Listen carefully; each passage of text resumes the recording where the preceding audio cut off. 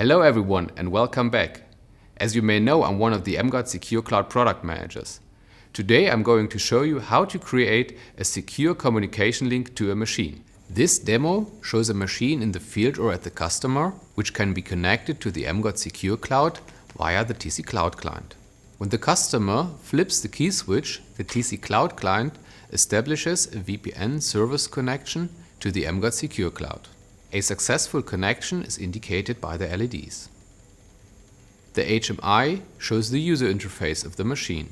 A small-scale assembly line is moving packages. The signal tower shows the status of the machine. If the machine is not working, the signal tower is red. Now the service connection LED is on. This is also indicated by the LED of the TC Cloud client. Now log in to the mGuard Secure Cloud as a service technician. The screen shows in the Active VPN section all machines waiting for service. If you want to do a remote service, you also need to create a secure link from your service iPad to the mGuard Secure Cloud. Start the VPN on the iPad.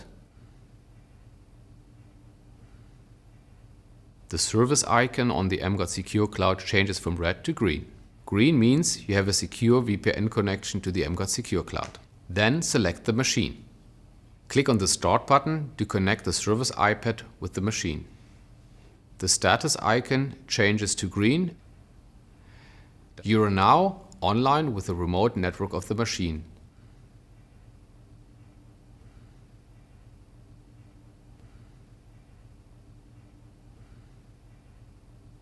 And you can start your remote diagnostic and service work with the machine.